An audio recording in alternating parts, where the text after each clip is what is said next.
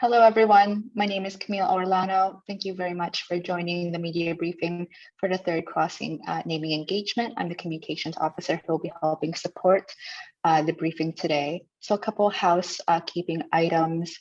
If you could kindly please update your names to reflect the media outlets you're with, that would be much appreciated as well. The flow of our meeting today will be the mayor will kick us off and then share over to Jen Campbell, Director of Heritage Services, for a presentation. Afterwards, we'll have time for questions and answers. Also, we will be recording the session so we can send it out to you guys afterwards, but please let us know if there are any concerns about that in the chat. And if there's nothing else, I'll let the mayor kick us off. Thank you. Thanks, Camille, and good morning. Good morning, folks. It's a delight to be able to chat with you this morning, and particularly given Council's unanimous approval last night of the new name for the Third Crossing.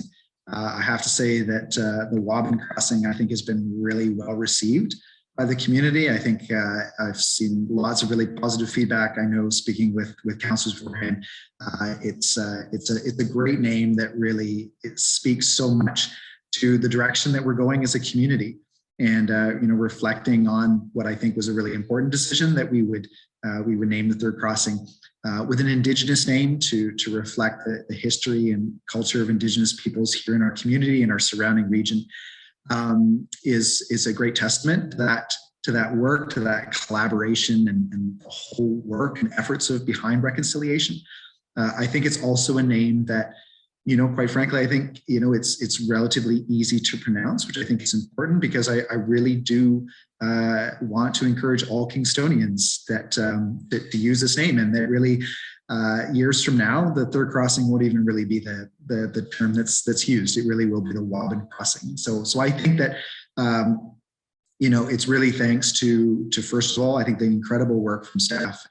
Jen Campbell and her team, I think, have done a fabulous job throughout this process to be able to bring us to this point. Which is, everyone has opinions on what a name should be. And so, it could have gone off the rails in many different ways, but I think that the team did a great job of just creating that consultation and consensus behind this. It's an exciting moment. So thanks to Jen and her team and to the community for responding so well and getting so many different submissions from across the community, all different demographics and all different areas of the city. Really gives us confidence that this is the right choice and the community's behind it. So I'm delighted just to kick things off. And Jen, I'm going to hand things over to you to take us through all the great details and go from there. So thank you. Well, thank you so much, Mayor Patterson, for those opening remarks and also your kind words. It certainly has been a real pleasure to be able to support this from staff's seat and to help bring the community together for this conversation. So I've shared my screen. I'm hoping maybe if anyone could just nod. Thank you so much, Camille. So as Mayor Patterson has shared, we this is not an aha moment or a revelatory discussion.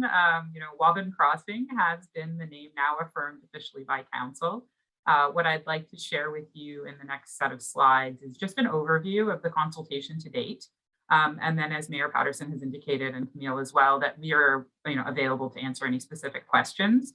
So just wanted to help to kind of confirm, and particularly to offer some inputs around what I know are some of the community questions that we've been getting about the name and how it was chosen and where did this come from, et cetera. So just wanting to kind of help you guys understand so that you can help us to make sure that community is receiving that information in a good way as well.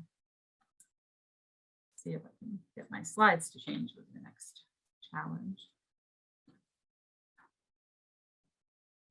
There we go. So as I think everyone is aware, Council in July of 2020 committed to naming what we currently call the Third Crossing in a way that would honor and reflect Indigenous community, Indigenous residents, and the nations that have been in and around Kingston since time immemorial. And that decision was not sort of novel insofar as that it didn't come out of just that moment in a discussion on the bridge. It actually came out of work that's been underway at the city for a number of years.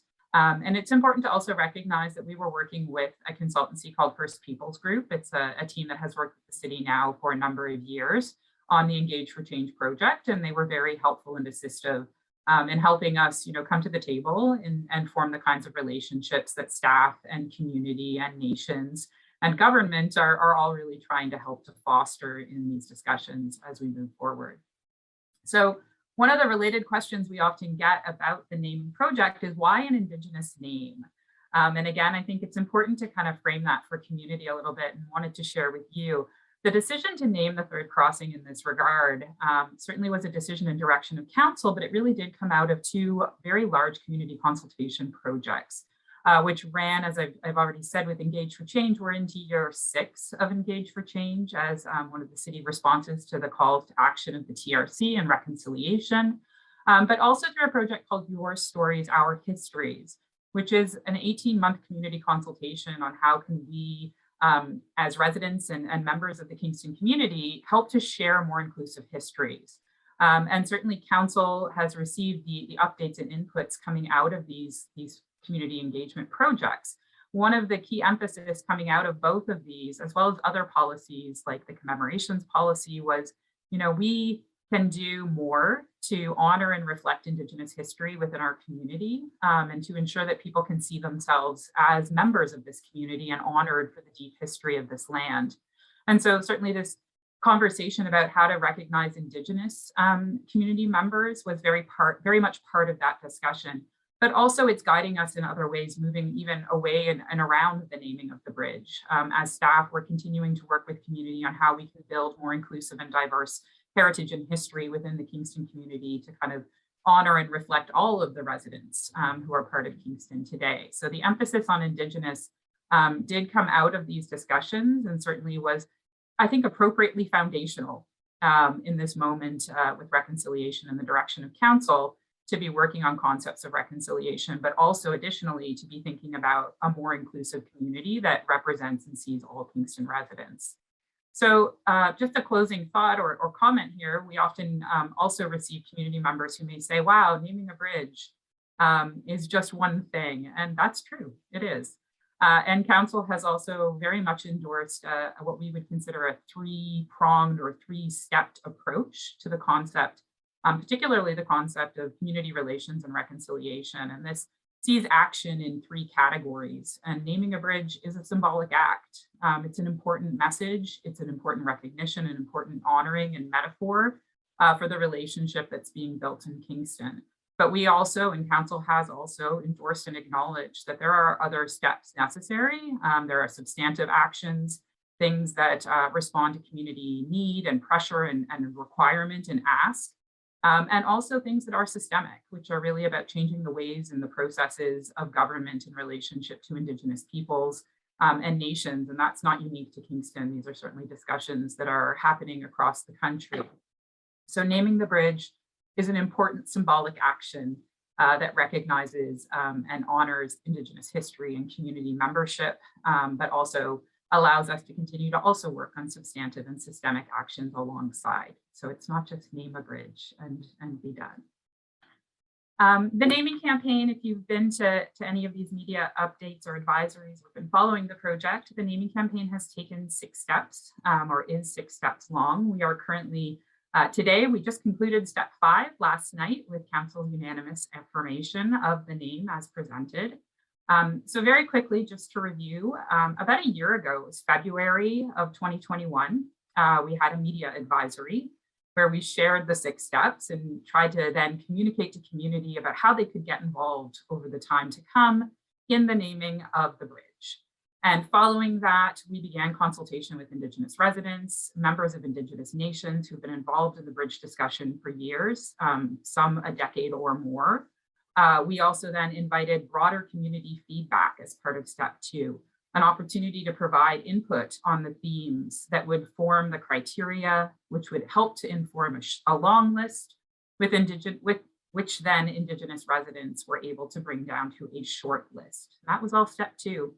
Step 3 led us into October of 21, when we had confirmed with those Indigenous participants a short list of names, which then were shared with the public and people were invited to offer feedback, provide ranking on their preferences for those names. And we also engaged with students. So following that open community feedback, staff then were able to bring all of that information together. We reconvened with Indigenous residents, nations, representation, et cetera, in December and January, December of 21 and January of this year, to discuss the feedback that was received and ultimately come to consensus for those Indigenous residents to come to consensus on a preferred name to then bring forward to council. Step 5, we consulted with the EDI committee at the City of Kingston, a new committee formed by council in late 21. It was an opportunity to talk about, not the name selection actually, it was an opportunity to talk about how to expand programming for staff to receive input and suggestions about how to build more inclusive programming about the name once affirmed and selected. And then last night, the report went to council, as you've all seen by now, and council again unanimously supporting the choice of the name. So that brings us now to step 6, which starts this morning. Step 6 is the continued, the official announcement of the name, though at this point, as I said, I think it's a secret to no one.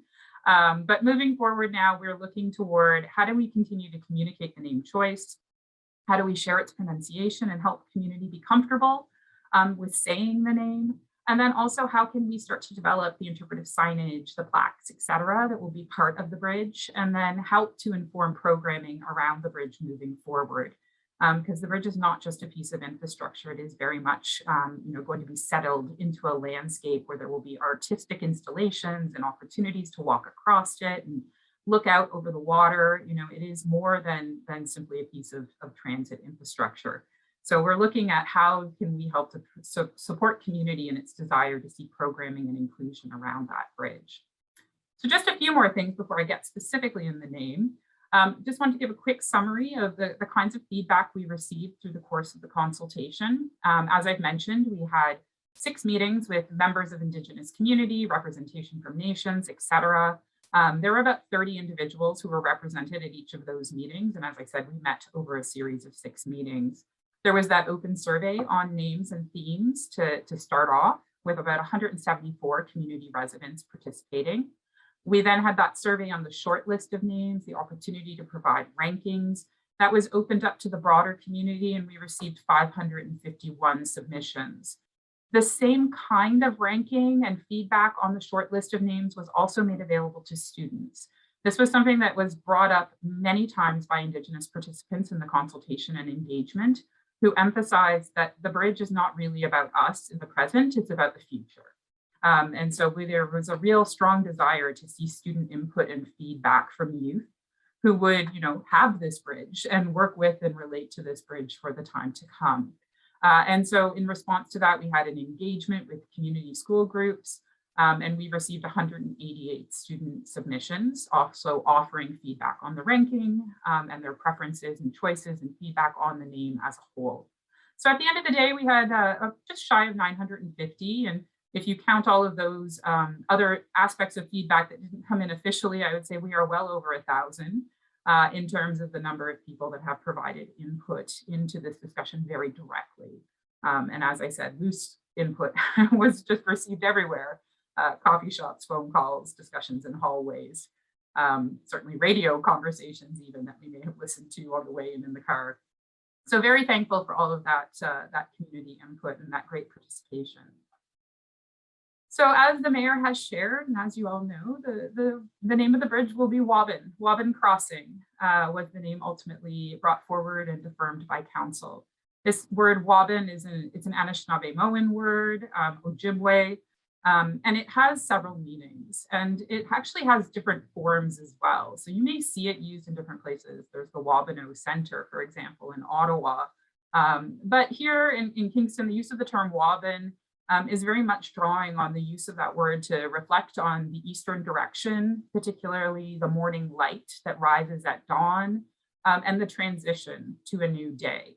So in some ways, the name is really being seen as a really hopeful metaphor for the relationship that is being built in Kingston and for the future that is ahead of us all. And so, the group that helped to select the name, the input we received from community, there was a lot of enthusiasm for how this name wasn't just, a practical name for a bridge. It was really a hopeful way of relating not only to the bridge and its current role and the way that it has bound community, but also in how it can help us as we move forward into a better future. I probably shouldn't quote the mayor, but at one point the mayor did say, and I'm not sure, Mayor Patterson, if you like this quote or not, but you did at one point, I was in a meeting and the mayor said, the bridge is one of the last acts of amalgamation, and that it would really bring the community together. And I think that has really resonated, even if people didn't reflect on it in that regard. But this bridge is more. It's more than a bridge, and it's a really important part of this community. And I think that was what people were really connecting with Waban, and how this aligned to all of those hopes and wishes for this bridge. Again, more than just a faster way across the river.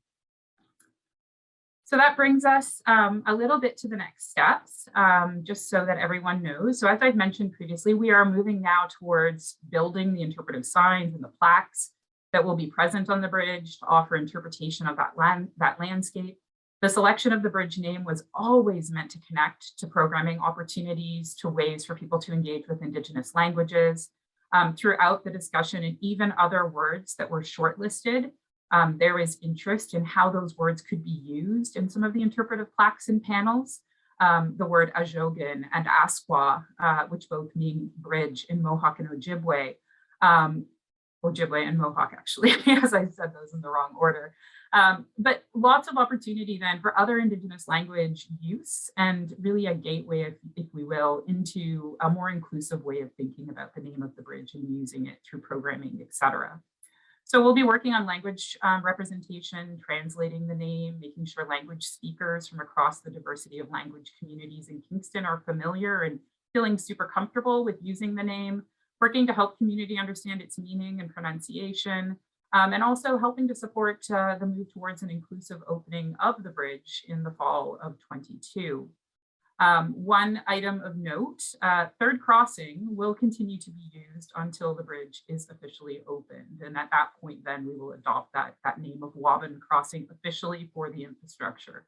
I found it helpful to kind of explain to residents that, the third crossing is a project, the Waban Crossing is a bridge. And so we are in the third crossing project. At its conclusion, when we open this bridge to the public, it will have a name, and its name will be Waban Crossing. So I think that's a helpful distinction for community to sort of see the transition between the two. So that's all that I had to share in terms of the consultation update this morning. I think as Mayor Patterson has said, we're certainly happy to, and Camille, we're happy to take questions. If you had any specific information you'd like to review from either the report or the consultation as a whole, certainly, I think we're all intending to stay on for another little while so that we can discuss and respond as needed. Thank you. Thank you very much, Jen and Mayor Patterson. John and Michelle, if you'd like to take the opportunity to come off mute and ask any questions, feel free to do so. Oh, good morning and congratulations on the finalization of the name. It's a great name, I think. And again, it's Michelle from the Kingston. Sorry.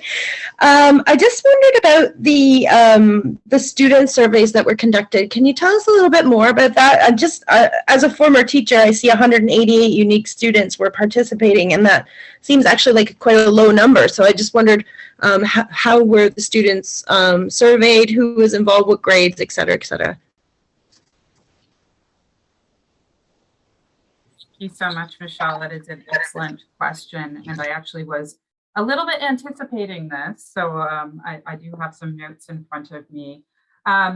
We worked with Indigenous, we reached out to schools, and it was up to grade 8. And initially when we reached out to the schools, what we set up was a new video. There's a video that the schools were provided. They could watch part of the consulting team as well as the programming staff at the city talk about Indigenous naming concepts, talk about the bridge as an infrastructure project. We tried to connect it to various curriculum aspects in terms of civics, as well as history and Canadian inclusivity, et cetera. So we had 20 classes from 7 elementary schools that participated in receiving those videos and being part of the question and answer sessions. So this ranged from 2nd to 7th grade. Now that's many more students than we actually ended up receiving formal submissions from. And I think that just really had a lot to do with the logistics, quite frankly, of COVID and our capacity to collect surveys, et cetera. So what you don't see in that 188 are the number of students that actually participated in those Q&As, who actually offered live feedback. And so though we haven't formally counted them, there was certainly a larger group of students who were involved. And just on another note there, we do already have prepared a sort of follow-up video, which will be shared back to those students to not only share the final name selection, but to talk with them again about what will come now, and to also acknowledge for them how their participation in this public engagement process is actually a way that they have actively participated in the community decision-making as part of their engagement and understanding of civics more broadly. So I guess the short answer is it is more than 188, but that's 188 paper submissions, and some of them were actually submitted by more than one student. So. Great, thank you.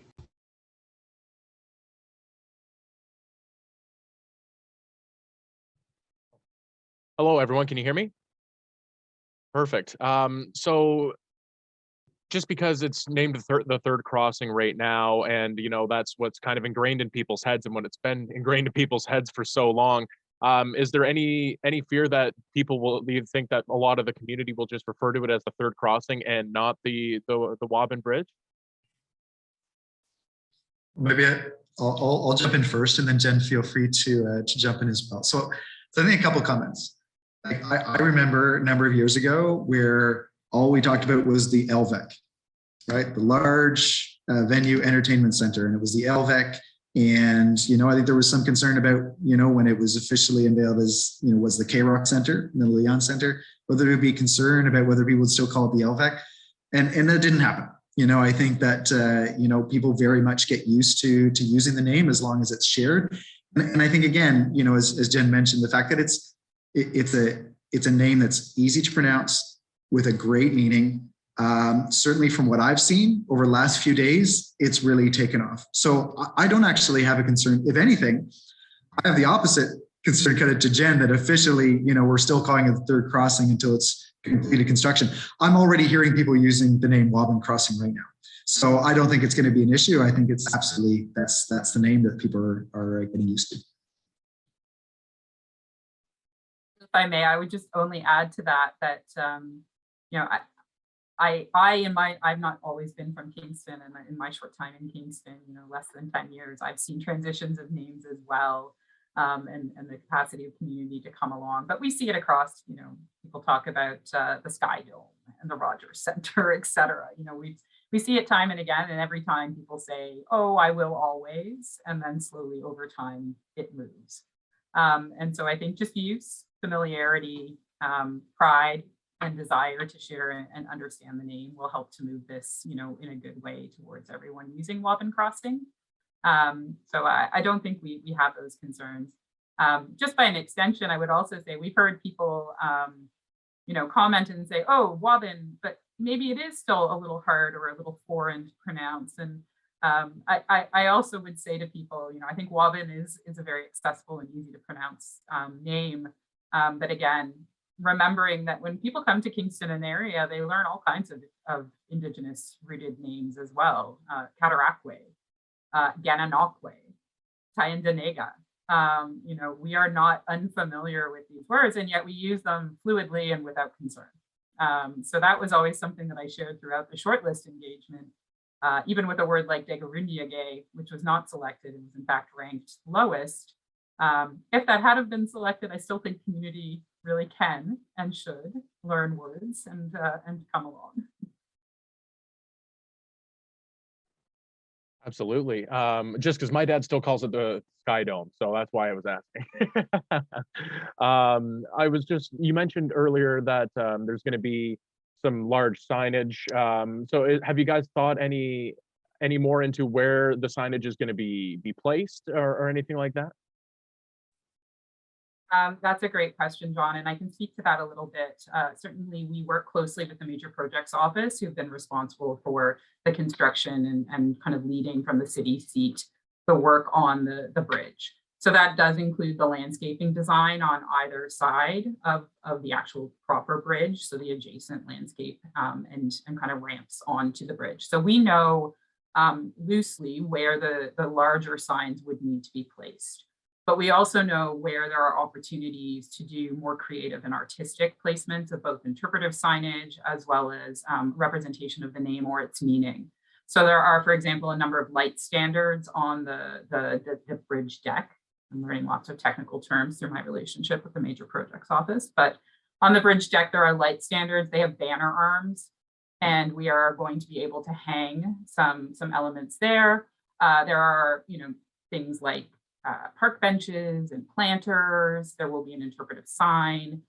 So we do know we have the hard parameters of what those look like and where they'll be located. The real challenge of the next several months will be coming up with the design of those elements because the name is important. And now we move into its kind of visual and accessible presentation on those various elements. And then there will be outer year work around the bridge that won't be part of the opening that's happening in the late fall, but would be more in line with the opportunity down the line for changes to the park landscapes, the extension of the waterfront trail system that will continue on this edge, as well as public art installations, which will be developed in relationship to those community spaces. So we do know, we have some sense of location. When we have a better sense of what the word and how the word will be represented and the sign brought together, we will also be having an opportunity to have some more discussion about the specifics of those interpretive aspects. All right, that's all I have. Thank you. I'll just jump back in there. I just wondered about what do you plan for the grand opening? Is there what kind of ceremony? What do you anticipate? And have the plans for that begun, or is it just kind of in the works right now? I can start, and maybe I don't know if the mayor has anything to add. So the opening of the bridge is actually being led by the special events team at the City of Kingston. So no one from that team is on the call today. So what I can offer is certainly the preliminary discussions have begun in terms of what could or should this look like. It really is a bit of a gathering of information at this point. Participants who were involved in the naming, particularly from Indigenous communities and nations, have provided inputs on aspects that they would like to see be part of the day. But I would say that at this point, it is very much in the planning stage, and that trying to build a very inclusive and community-driven opening is what I understand that staffing team at the city has been directed to pursue. Great, thank you, and have a great day. I'm finished with my questions. Well, thank you again, everyone, for joining us. We appreciate you all taking the time to learn more about Waban Crossing. If you have any follow-up questions, feel free to email me. And as I mentioned, I'll be sharing out the recording as well. Thank you, Mayor Patterson and Jen Campbell, for your time as well. Have a wonderful day, everyone. Everybody. Everybody. Thanks, everybody. Thank you.